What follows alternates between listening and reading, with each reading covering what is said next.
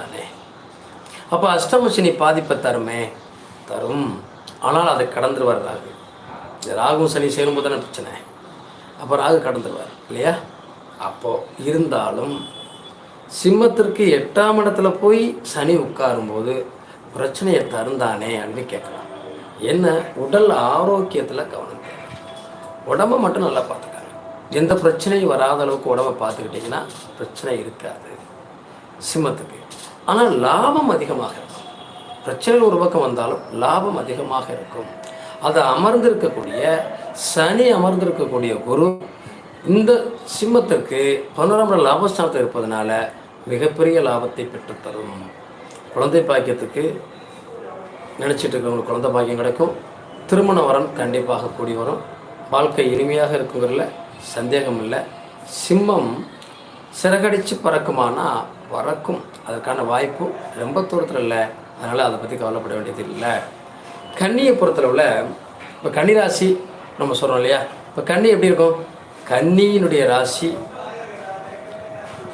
6ல் சனி இருக்கார். இப்போ அடுத்து 7க்கு போவார் இல்லையா. குரு 10க்கு வந்துடுவார். தான் செய்யக்கூடிய தொழிலை இன்னும் பலமாக விருத்தி பண்ணி செய்யக்கூடிய வாய்ப்பு ஏற்படும். தான் ஒரு தொழில் பண்ணிகிட்டு இருக்கேன், அதை இன்னும் சிறப்பாக பண்ண முடியும். இன்னும் பொருளாதாரத்தில் மேலே வர முடியும். செல்வ செழிப்பாக வாழ முடியும். தான் நினச்ச விஷயத்தை அடையிறதுக்காக எதை வேணாலும் செய்ய முடியும். புத்திசாலித்தனமாக செயல்படுவாங்க. அடுத்தடுத்த கட்டத்தை நோக்கி குழந்தைகளுக்கு திருமணம் நடக்கும். அதே மாதிரி அவங்க வீட்டில் யாருக்காவது திருமணம் நடக்காமல் இருந்தாலும் திருமண விஷயங்கள் கண்டிப்பாக நடக்கும். அதே நேரத்தில் கன்னியை பொறுத்தளவில் 10ஆம் இடத்துக்கு குரு வர்றதுனால ரொம்ப சிறப்பு, பயப்பட வேண்டிய அவசியம் இல்லை. அடுத்து 11ஆம் இடம் சுக்கிரன். இந்த சுக்கிரன் துலாம் ராசி. இந்த துலாம் ராசிக்கு எப்படி இருக்கும் அப்படின்னு பார்த்தீங்கன்னா, இந்த ஆண்டு துலாம் ராசியை பொறுத்தளவில் இதில் 9ஆம் இடத்துக்கு குரு வர்றாரு. ஓடி போனவனுக்கு 9ல் குரு. யாரெல்லாம் வெளிநாடு வெளியூர் போகணும்னு நினைக்கிறீங்களோ அவங்க வாழ்க்கை இனிமையாகவும் சிறப்பாக இருக்கும். அப்படி நம்ம இது என்ன பண்ண போகிறோம் அப்படி சொல்லுவோம் இல்லையா. அப்போ இந்த துலாம் ராசிக்கு தான் இந்த பிரச்சனை ஆயிடுச்சே அப்படின்னு சொல்லக்கூடிய வாய்ப்புகள் உண்டு. ஆனால் துலாம் வெற்றி அடையும், வெற்றியை பெறும் அந்த அந்த வாய்ப்பு இருக்குது. அதனால் அதில் ஒன்றும் சிறப்பு இல்லை. அடுத்து விருச்சிகத்தை பொறுத்தளவில் பொருளாதாரம், அந்தஸ்து, கௌரவம் அது ரொம்பவே சிறப்பாக இருக்கும்.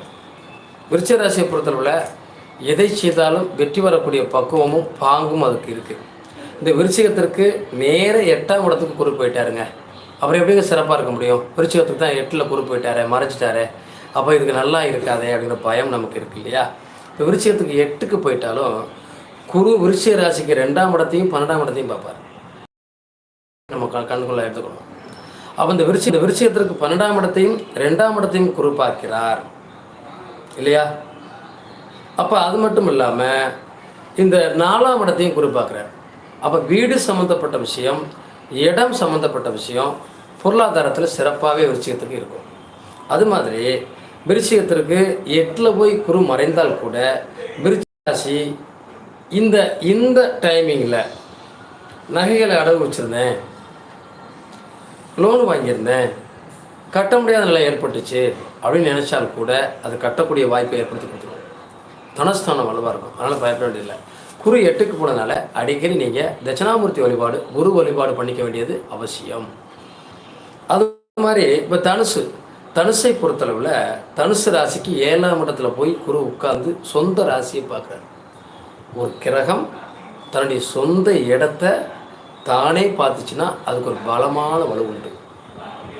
அப்போ இந்த தனுசு ராசிக்கு 11ஆம் இடத்தையும் பார்க்குறாரு, 3ஆம் இடத்தையும் பார்க்குறாரு. அப்போ இந்த 2025 இந்த குருப்பெயர்ச்சிக்கு அப்புறம் ரொம்ப சிறப்பான பலனை தனுசு பெறும். அப்போ தனுசு ராசியை பொறுத்தளவில் பொருளாதாரம், வாழ்க்கை, குடும்பம், கணவன், மனைவி இந்த விஷயம் எல்லாமே சீராக இருக்கும். அடுத்த கட்டத்தை நோக்கி பயணிக்கிறதுக்கு நிறைய விஷயங்கள் கொடுத்துரும் தனுசுக்கு. தனுசு அடிக்கடி அவங்க சொல்லுவாங்க இல்லையா, விநாயகர் வழிபாடு. ஏன்னா 2ஆம் இடத்துல சனி தான். இப்போ தனஸ்தானம் சிறப்பாக இருக்கணும்னு நினைக்கக்கூடிய தனுசு அடிக்கடி விநாயகர் வழிபாடு ரொம்ப சிறப்பான பலனை தரும். தொழிலில் சிறப்பாக இருக்கணும் அப்படின்னா தனுசு அடிக்கடி பெருமாள் மகாலட்சுமி வழிபாடும் அவங்க வாழ்க்கையில் மிகப்பெரிய ஏற்றத்தை கொண்டு வரும். 2025 சிறப்பாக இருக்கும், பயப்பட வேண்டியதில்லை. அதுக்கு அடுத்து நீங்கள்